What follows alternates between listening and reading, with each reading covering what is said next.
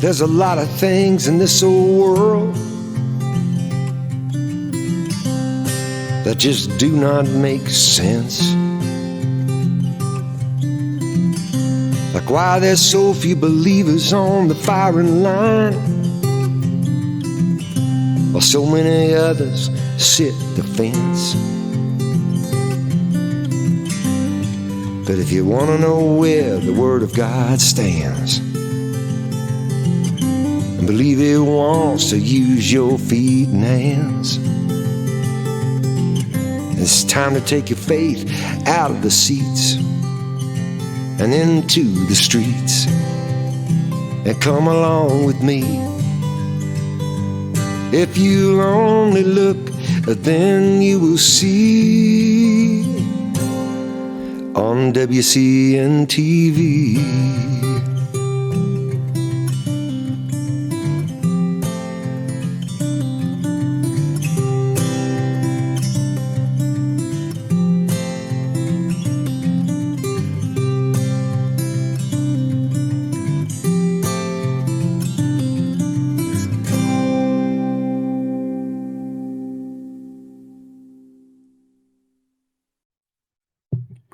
Well, hello and welcome to WCNTV. Rob Pue with you, and we have a very distinguished guest for you this afternoon.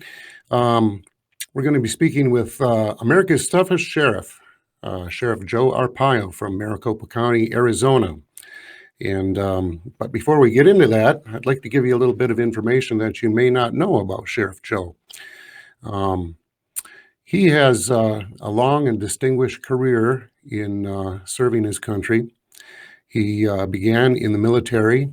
When the Korean War began, he enlisted in the Army at the age of 18. Following his discharge, he became a police officer in Washington, D.C., and afterwards in Las Vegas, Nevada. And his career really took off when he was appointed as a special agent in the Federal Bureau of Narcotics, which later became part of the U.S. Drug Enforcement Administration, the DEA, and he served there for over 26 years. He was the sheriff of Maricopa County from 92 until 2016, and so that makes him the longest-running, longest-serving elected sheriff in Maricopa County history, 24 years. Sheriff Joe, welcome to the show. Welcome to the program. Thanks for the invitation. You have a great program. Well, thank you. I also wanted to mention that you gained a lot of experience during your time with the DEA, dealing with the drug trade and border issues. I know you worked in Turkey, the Middle East, Mexico, Central, South America. And tell us a little bit about those days. Well, it goes way back, but it's unusual, or maybe it's not, when you look at life and politics. What I did back then is going on today. Nothing much has changed. Same policy, same problems. The drug problem is very prevalent now. When I was sworn in Chicago in 1957 as a federal narcotics agent, that's when I started my drug enforcement career. Actually, I married my wife 62 years ago in Chicago at the same time that I got sworn in as a federal agent. And my son Rocco was born in Chicago, but I'd like to say that I did a pretty good job as a federal agent. Actually, I skipped a grade, double promotion, and I worked very hard. A lot of work was undercover. I like working undercover. And I did a lot of that work in Chicago for 4 years. And I guess they recognized my success, and they sent me to Turkey. I believe I was one of 2 agents overseas at that time. And it's really interesting. They sent me by myself and said, well, in 6 months, we'll bring Rocco and your wife over. And I kind of wonder, why are they sending me there if they didn't think I could do the job? But I was a trooper, it was a challenge for me. I believe I was around 26 years old, and I was in charge of myself. One day I'm meeting with the prime minister, and the next day I'm in gun battles in the hills, Turkey, working undercover. So it was exciting. I did not know the language, and it took me a little time to start being successful, making big seizures. I believe we made the largest seizure in the world when I was undercover up in the mountains on the opium. But one thing that's interesting, and I'll say it right now, in my career, 55 years in law enforcement, I always put the job first. Now, most people will say they put the family first. Now, I love my wife, 62 years we've been married, and my two kids and my grandkids, but I always was dedicated to getting the job done. Actually, I broke that trend because I told Washington, if you bring my son over before he turns 2 years old, you'll save an airline ticket. So they went out in the hills to find my wife, get my son on the airplane in 5 months instead of the 6 that we agreed to. Now, I had a big case, a big investigation going from Istanbul to Beirut. I was supposed to fly in undercover and make the big deal. I canceled that trip for one night. I said, I don't have the money, but I'll see you tomorrow night. Why did I do that? Because my daughter wasn't born then, my son and my wife would be arriving in Istanbul that day or night, and all the police, everybody was there with flowers, you name it. Now, when I met my wife at the airport, I learned that there's only one airplane from Istanbul to Beirut. I heard that plane crash and killed everybody aboard. Now, I would have been on that airplane if I did not insist that I was going to see my wife at the airport. So sometimes someone upstairs is looking out after me, but that, when you talk about the family, that was one of the interesting situations that occurred through my career. But basically, I worked hard in Turkey. They rewarded me to take over Texas, San Antonio, and I covered the border, the Mexican-U.S. border. And then I took over the agent in charge in Washington for three states, Virginia, Maryland, and D.C. And then I went to Baltimore, and they took me out on a special assignment with G. Gordon Liddy. And I, G. Gordon Liddy of Watergate fame, but he was working for the White House, and he and I started the investigation at the border called Operation Intercept. Nixon was cracking down on the drug traffic, and he had 2,000 officers covering that border. And G. Gordon and I were the field operatives in that operation. And so I look at that going way back, and I almost see history repeating itself. Now, after that operation, I was assigned to Mexico City as the regional director. I had offices in Panama and Bogota, Argentina, and of course I was housed in Mexico, so I had offices throughout Mexico. But they hated us, just like later years. The Mexican government did not like us, especially recently when we started cracking down on the illegal aliens coming across our border. Now, I'm a big Donald Trump fan. I was with him when he announced in July 2015, happened to be the first rally here in Phoenix. And I introduced him. Not many people would want to stand next to him in those days, believe me. And I said, when I introduced him to the crowd, that there's a silent majority out here And then I said, "You're going to be the next president." And he was just starting to talk about the wall and illegal immigration. But I bring that up because, well, first of all, I'm with him to the end. I'm not a flip-flopper. I've been with him from day one. I'll be with him to the end, no matter what the end calls for.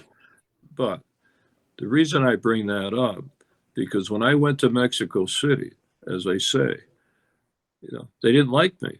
They didn't like what we did just about closing that border for 2 weeks, causing havoc, searching every car that backed up to Mexico City, and the pressure by President Nixon to take away their foreign aid if they did not come around and stop this drug traffic. So I had a little problem. How do I get the Mexicans on my side?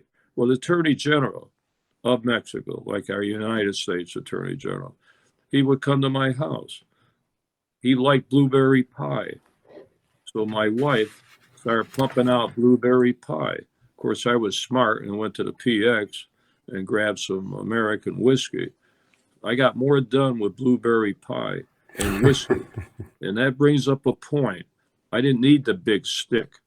It was sort of a personal relation I started with the Mexican government. I never had any problems since then from the Mexican government, although we did have some corruption there, but they never messed my international cases because I was working international cases regarding the French connection.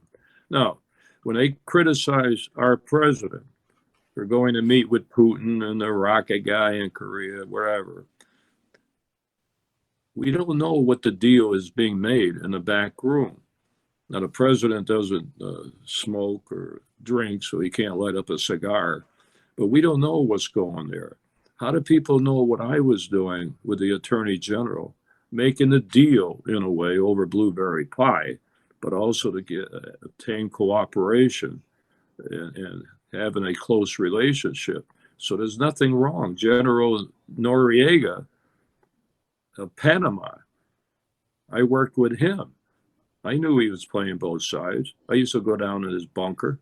I put 2 agents there. But it's best to be with your so-called enemies and not be kicked out of the country, have nobody there. So there's always ways to deal with your adversaries or your enemies if you put your mind and heart to it. So I think that was one reason I was successful in the operations in Latin America and in Turkey, because I got along with all the law enforcement. It's interesting now they call me a racist, and I can go on and on, but my mother and father came here legally from Italy. My mother gave her life for me because she refused an abortion.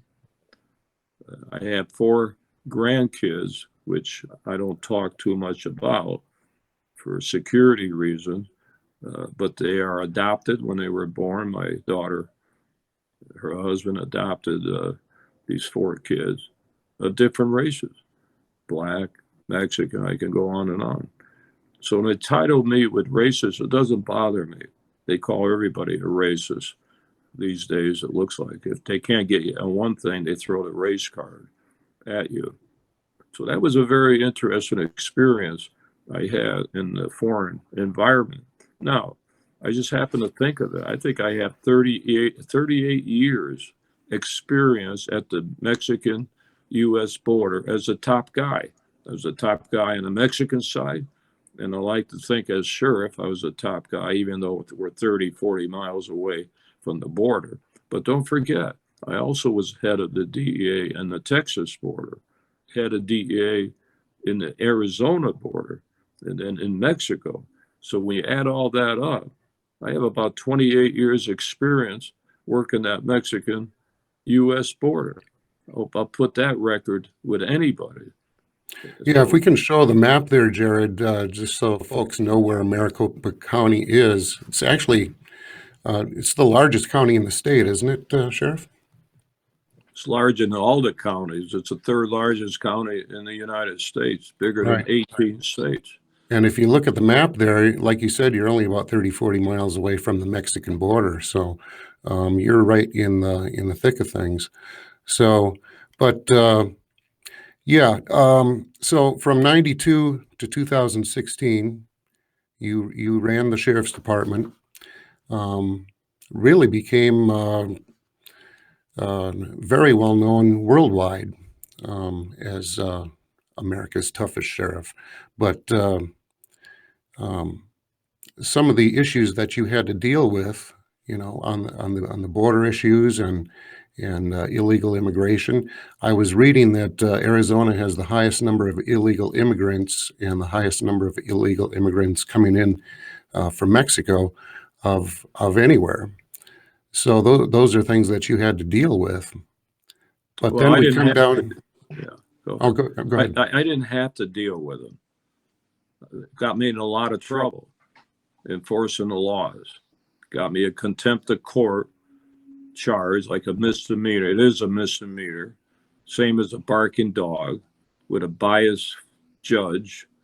Wouldn't even Well, give me. and I wanted to get into that too. It was kind of a witch hunt there, because they did that 2 weeks before the election in 2016, which is par for the course, for the left.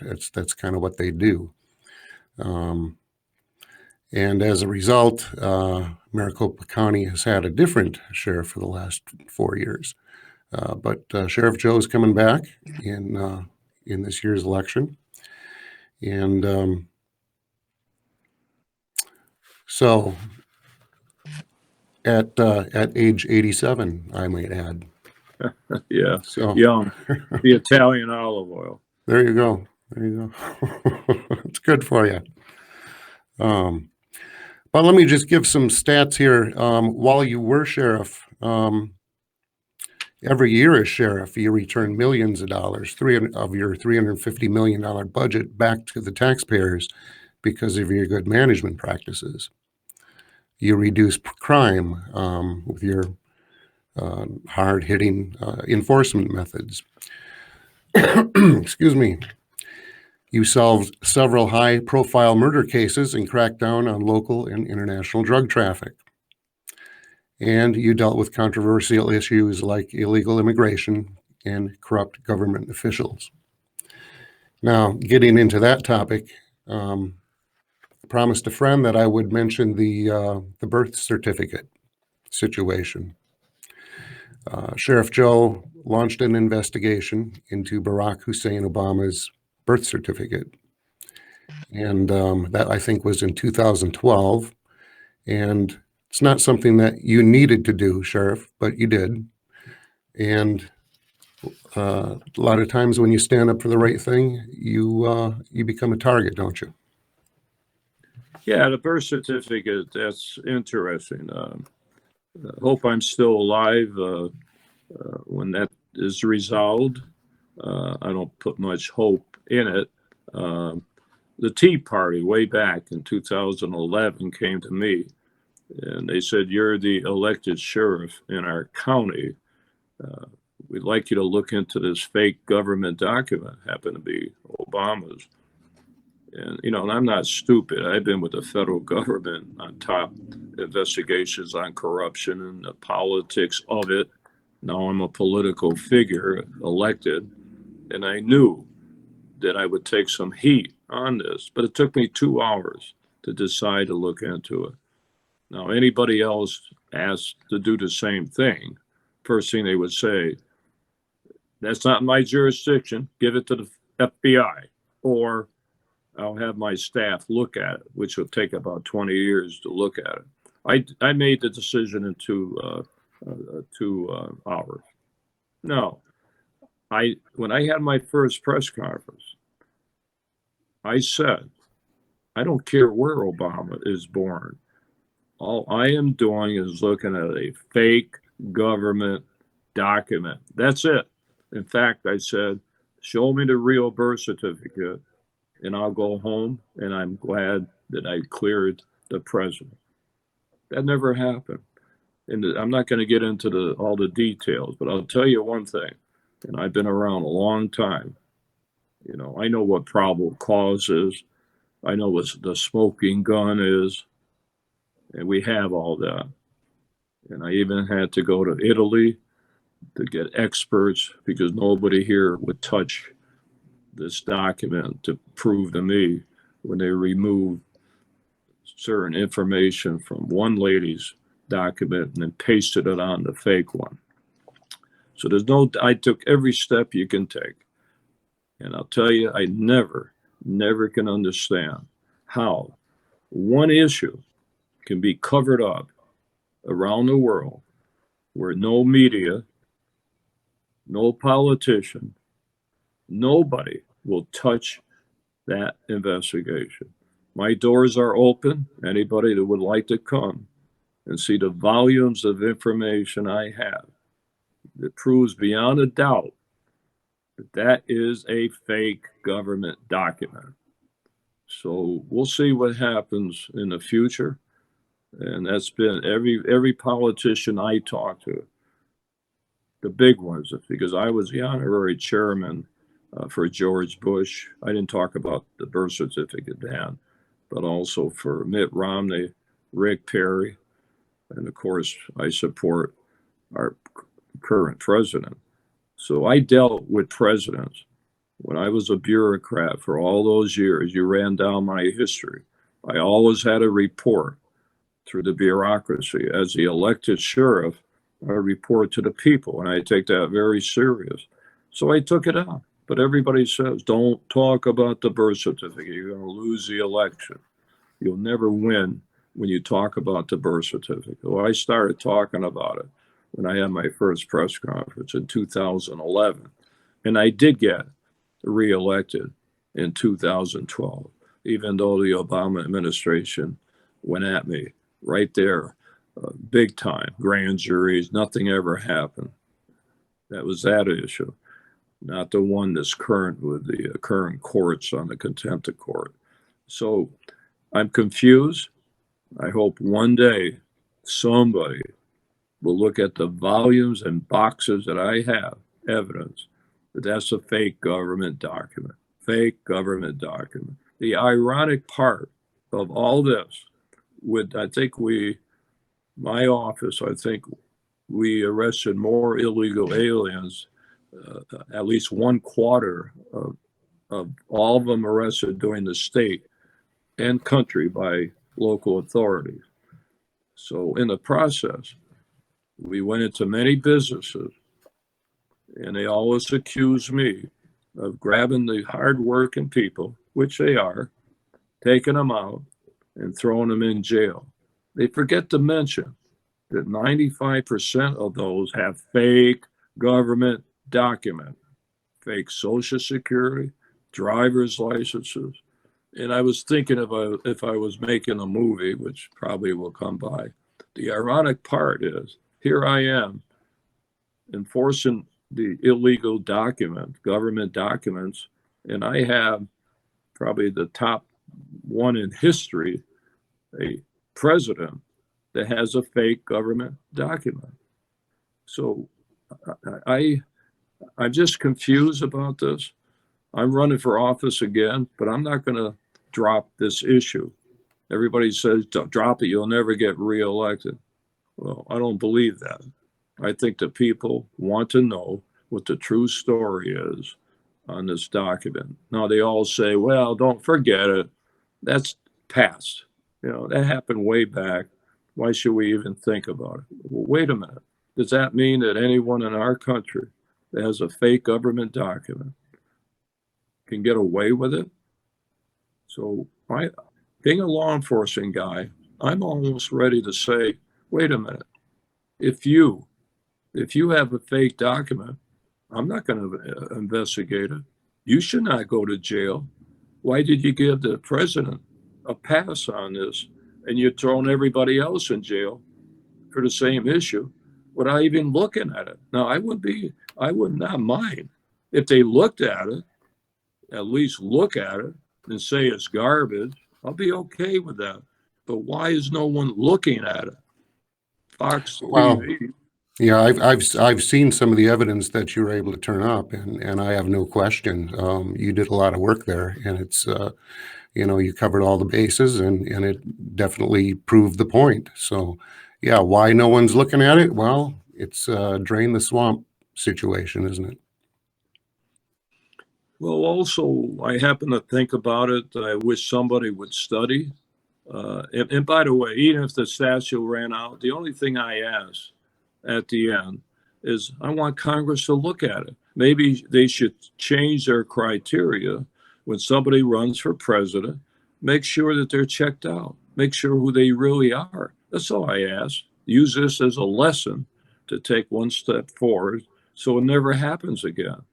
Now, you can't stop a fake document, but if he was here illegally, maybe through a investigation, even if it was by the media, maybe that would stop it. Never would have occurred if he wasn't qualified. I don't know, but I really don't care if he's qualified or not. I'm just going after a guy with a fake document. That's it. I said it from day one. And another thing I did, I knew I would take a lot of heat.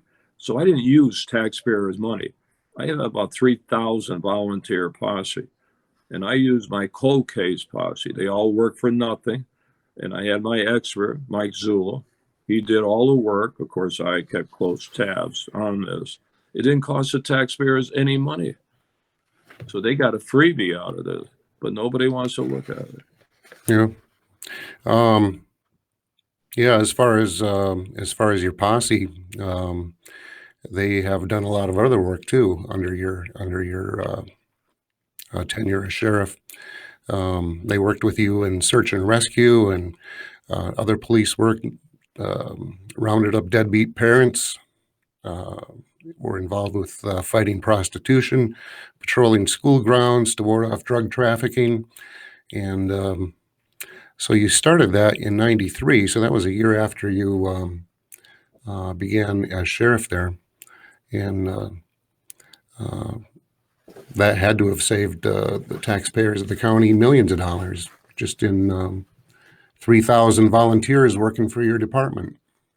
Yeah, and they furnished their own helicopters and cars and uniforms and bullets and everything. I armed 500 of them, had them patrolling outside churches when we had all the shootings. I can go on and on. Now it's dissolved, almost dissolved, but I'm going to build it back up because I made that promise when I ran in 1992 for sheriff, and I said I'm going to put up a tent city. I'm going to build up the posse, fight crime, and whatever happened in the end of my 24-year tenure, at least I can say I did what I said I was going to do. And I don't have all of these degrees. I survive on two things: life experience, and I have that, and common sense. I like to think I have common sense. That's how I survive. I'm not a magician or and everything else. I'm involved in law enforcement. Been married 62 years. Just last week, I put out a press thing. I used my Facebook and Twitter, and I said, you know what? I'm known as America's toughest sheriff. My wife, Ava, should be known as the toughest wife in America. Yeah, she got bitten by a rattlesnake and lived to tell the tale, I hear. Well, I joked. I never should have joked. I said a rattlesnake was a Democrat, but that's okay. And then I apologized later on when she got out and said I should never joke and say that it was a Democrat. I was that's offensive to rattlesnakes. So, and she was in bad shape. She had cancer. Got it through my trial. I told President, he was a candidate then, that my wife looked at Fox because she loved Donald Trump, and he was on Fox quite a bit during the campaign. And he's called my wife, and he's called my wife several times, even when he was president, to see how my wife was doing.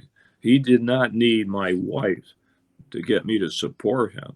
I was hooked on him from day one.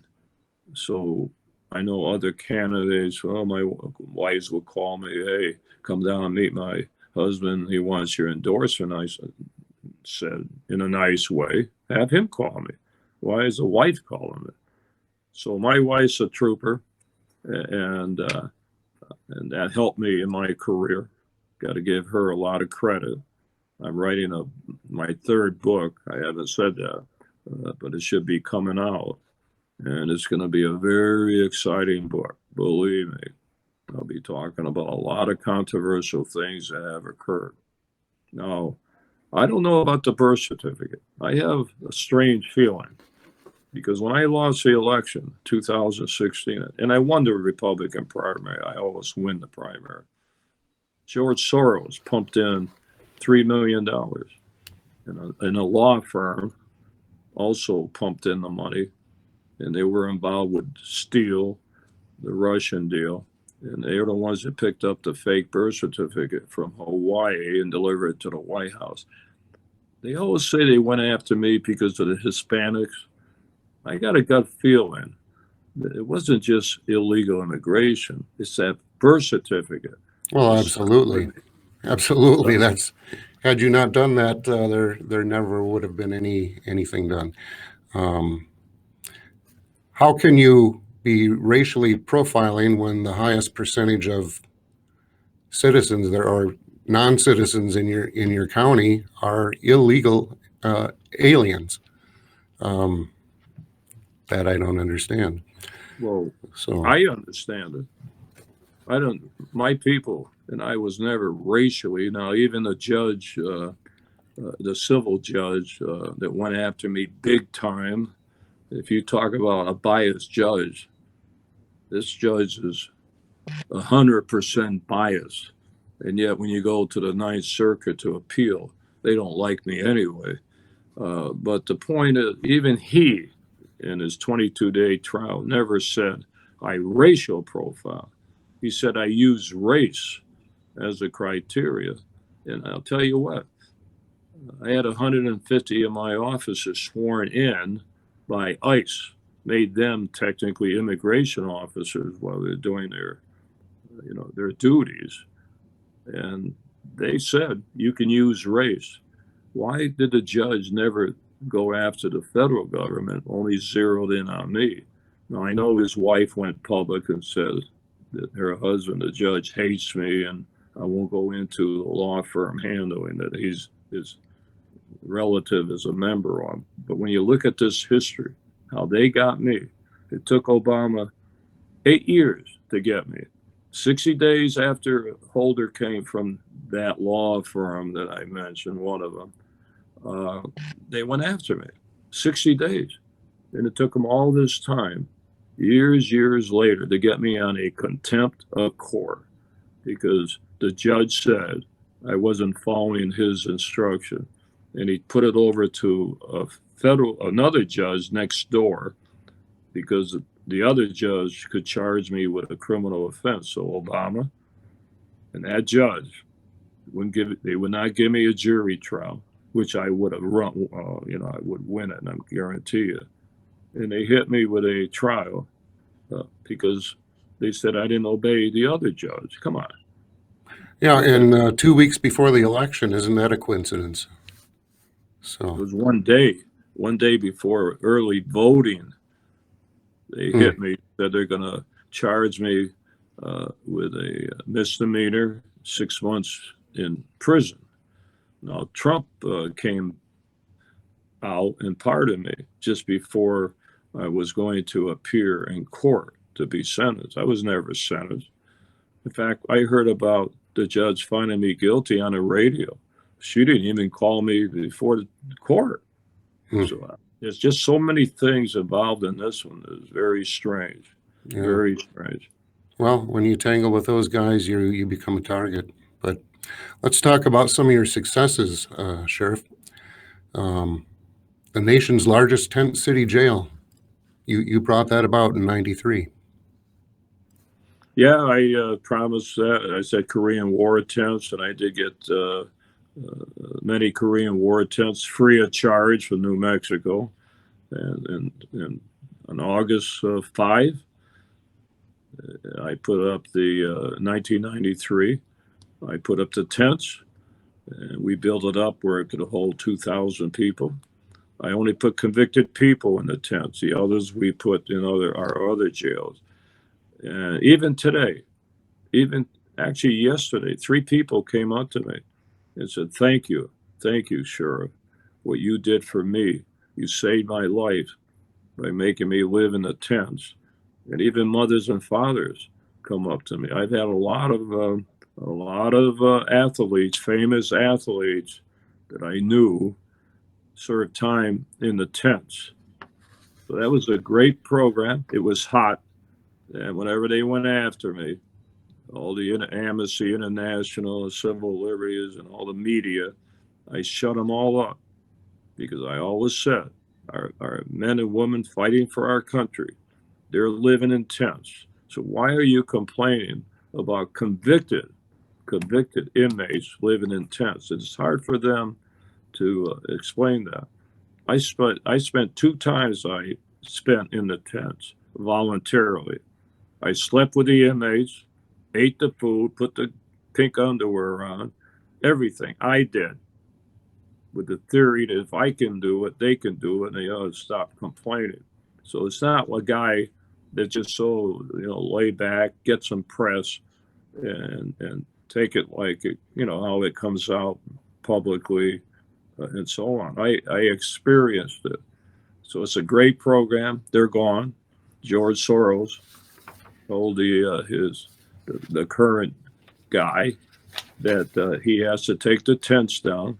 He has to take the posse away, and I have to give that current sheriff, who was a sergeant on the Phoenix Police, credit for at least he's following orders from this billionaire in doing what he agreed to do. So that's the way it is right now. Well, it's a lot of people across the country, across the world, appreciated the fact that you made jail not something that people want to go to. Your message to the inmates was, don't come back. This isn't a country club. And so you did other things. You banned smoking, coffee, movies, pornographic magazines, limited access to TV. And of course, probably there was no air conditioning in those tents. So it was, and I can understand that that's got to be a life-changing experience for an inmate to have to go through that and not want to come back. Who knows how many thousands of lives you turned around just because you instituted that policy. Well, they accused me of killing people in the jail. I can go on and on. I had 2.3 million people come through the jails since I've been sheriff. Yeah, I've had lawsuits, but they always plead guilty to get the insurance company always, instead of fighting these cases, they give them the money. So we've lost a few in the jails, and medically too, but no one talks about that. I wasn't in charge of the medical aspect. That came under the county, but I took all the heat, and I'm not one guy that's going to blame somebody else. So I always take the heat on all this stuff.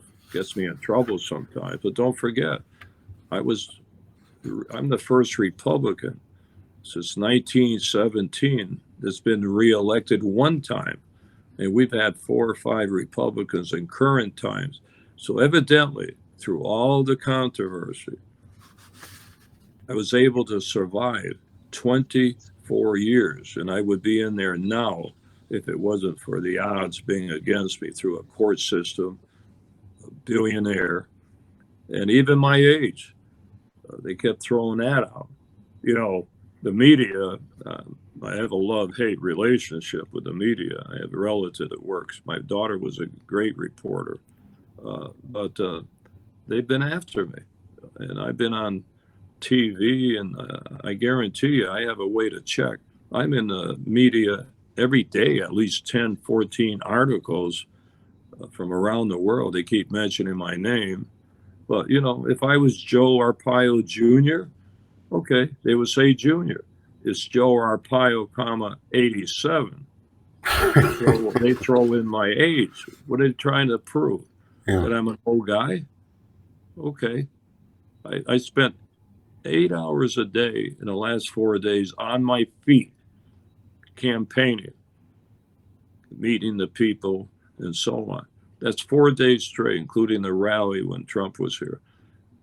Come on, I can outgun anybody, and they throw the age at me. Let them do it.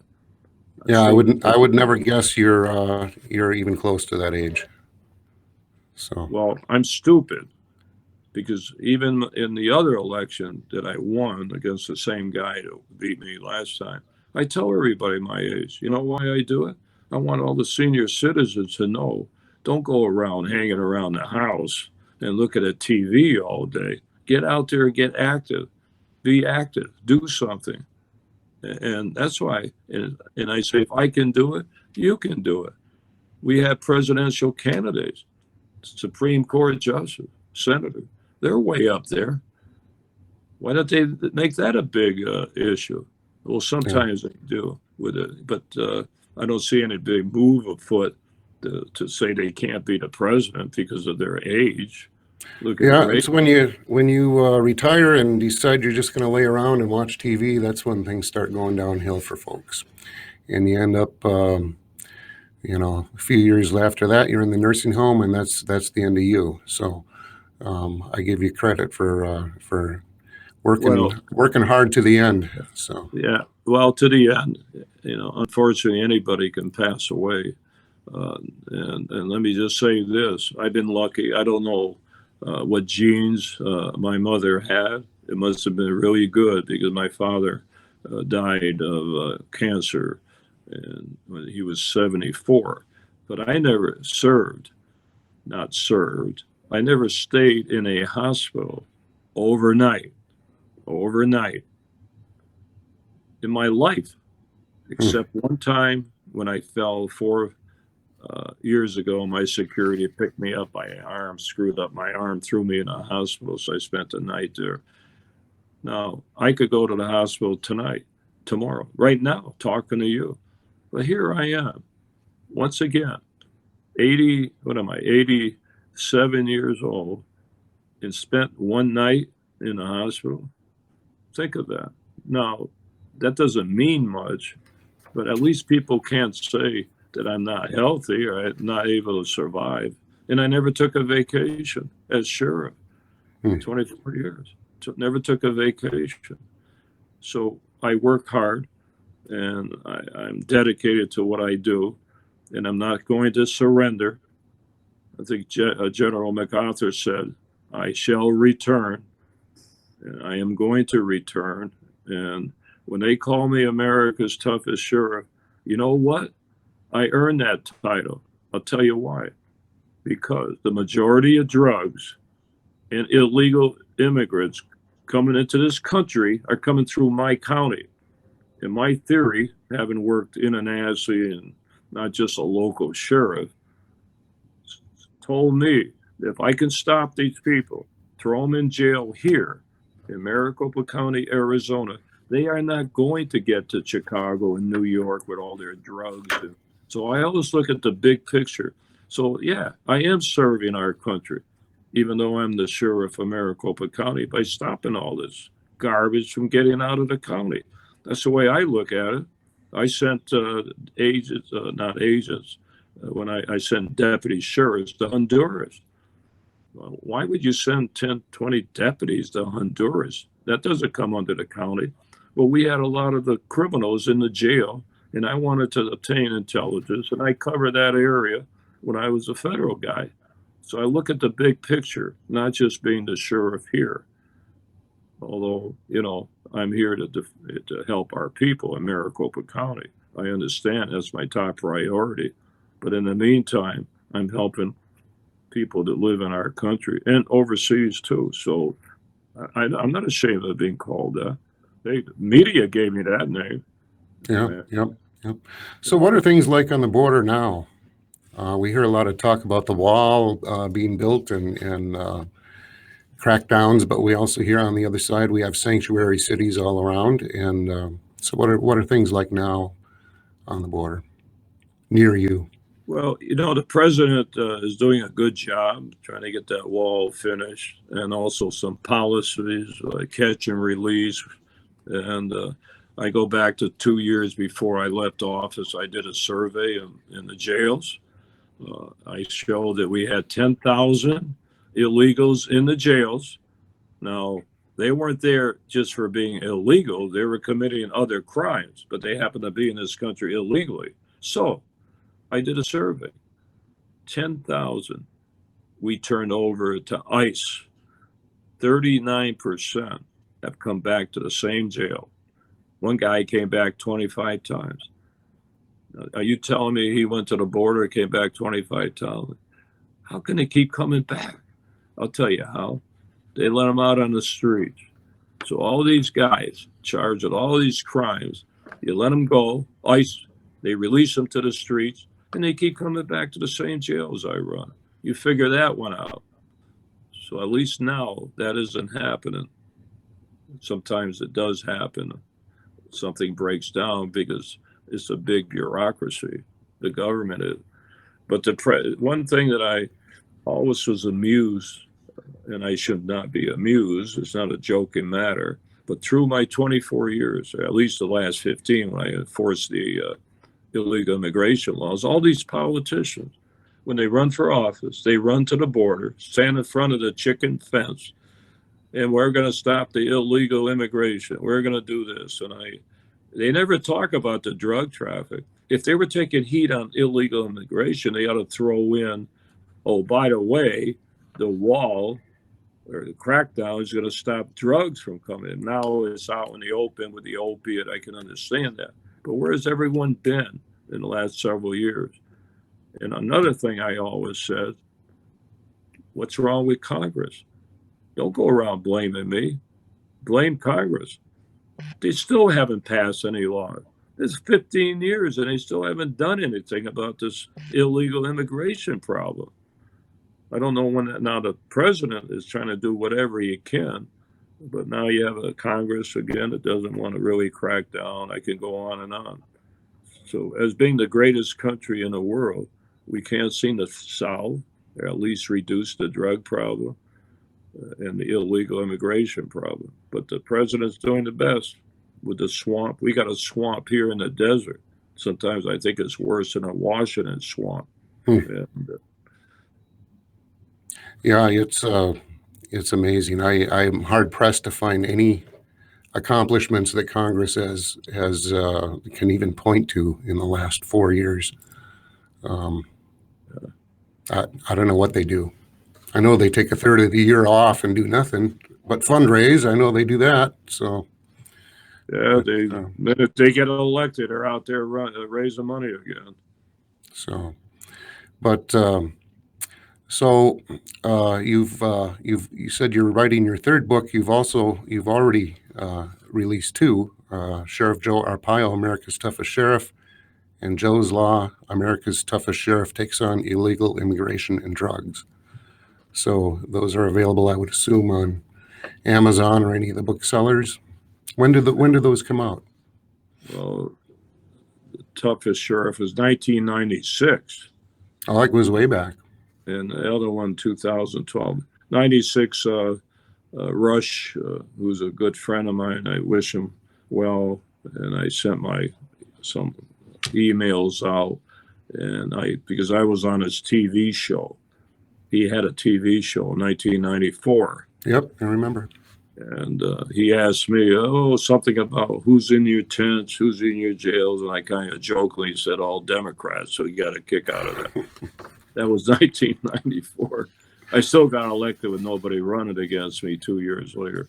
But yeah, he's a good guy, and I wish him well.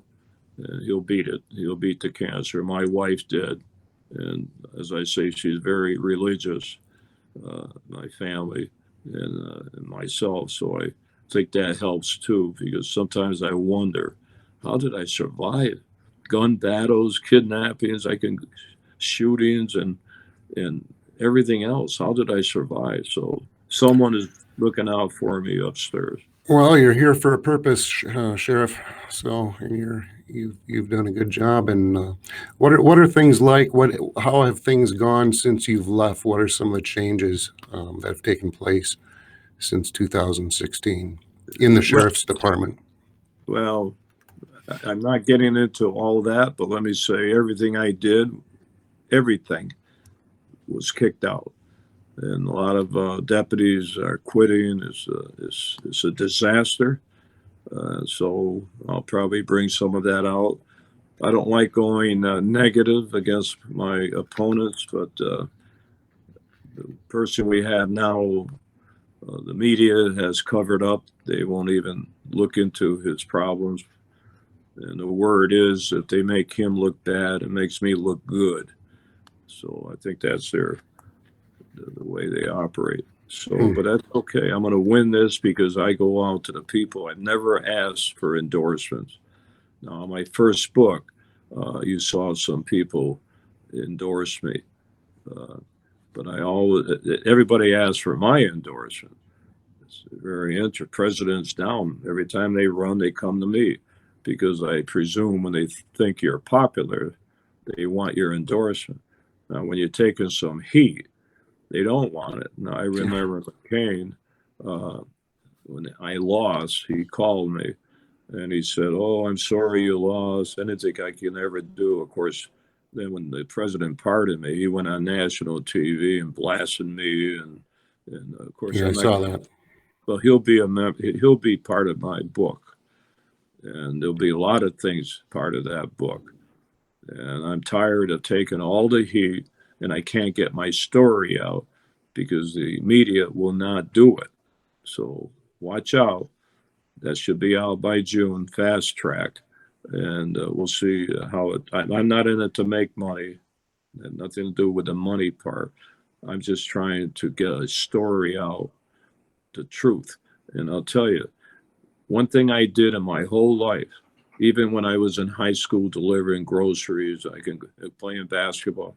I kept document. I kept every media clip in my life. I kept every report in my life that most of the reports overseas I typed up. I didn't have a secretary. So as sheriff, I got everything, tapes and everything that I've done. So nobody can say he made it up. You know, he's conspiracy nut. I got it all. And I'm very careful of not lying. And I can go on that. So we'll see what happens when that thing comes out. I don't know what the So title is, hasn't been titled yet. I know you've been overwhelmingly popular among the voters in all the elections, except for 2016, which we're not going to get into that again. But what does the landscape look like now for 2020? Well, I'm raising money. In fact, the latest came out. I outgunned all the candidates, including the current guy, even though Soros and that bunch haven't decided yet with him. But he's had some big boys, and he's not doing anything, but they don't want me. The problem is they would take anybody but me. And also, I love Trump. I called him my hero in national TV when NBC interviewed me. Said, "Is McCain your hero?" And I paused and I said, 4 months ago, I got out of bed. And because it took me 77 years to find my hero. It happened to be Donald Trump. So some media have been slandering me, calling me a convicted felon, which I'm not a convicted felon. It's a little misdemeanor. So I sued 3 or 4 media outlets. I don't know what's going to happen with that.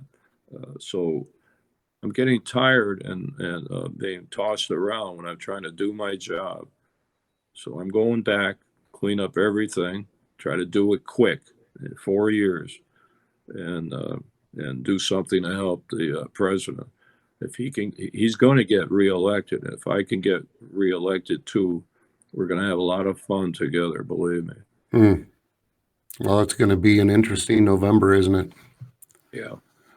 So, Yeah. um, So let me just go through my notes here, make sure we got everything that we wanted to touch on. Anything you want to leave the people with before we go? Well, I'll leave you one thing. My campaign is arpaioforsheriff.com. So Yeah, can we bring that up, Jared? And there you go. Yeah. So I'm raising money, but it's difficult. I started late. I announced that I was running for sheriff. The anniversary of my pardon, my wife's birthday, and I announced all the same day, August 25th. So I started late, and I think I got 15 million people viewed on TV. I mean, it was on television, viewers. But still, people say, we didn't know you're running. We didn't know you're running for sheriff. yeah. So I got to get across that barrier because the media's make me irrelevant. They don't talk about it unless it's something bad. Well, that's why we're here. You need to use alternative media because the mainstream isn't going to give you that's fake news. So, but yes, it is arpaioforsheriff.com. Yeah, And you FOR. It's Arpaio, FOR. right? It's FORsheriff.com. Good. So, well, I appreciate you being with us today, Sheriff. Boy, I thank you very much. It's nice talking to somebody a little positive in my way, but I know you're doing it from the heart, and you're giving me a chance to defend myself. So I appreciate that. Well, we love you here in Wisconsin, and people across the country have deep respect for all the work that you've done, throughout the years. And I have followed your career since the early 90s myself. So I know a lot of people that are pulling for you. Well, thank you. So, all right, folks. Need to just make an announcement. Tomorrow we are going to have a special edition of WCNTV with Judge Roy Moore from Alabama, who will be on as our guest at a special time. It'll be 1:30 Central Time instead of 2 o'clock. So that's tomorrow. Judge Roy Moore is running for U.S. Senate in Alabama. And just like Sheriff Joe, he's up against things too with the way the left has treated him over a lot of issues. So going to be speaking with Judge Roy Moore tomorrow at 1:30 Central. And once again, Sheriff Joe, thank you for joining us, and we'll see you all tomorrow.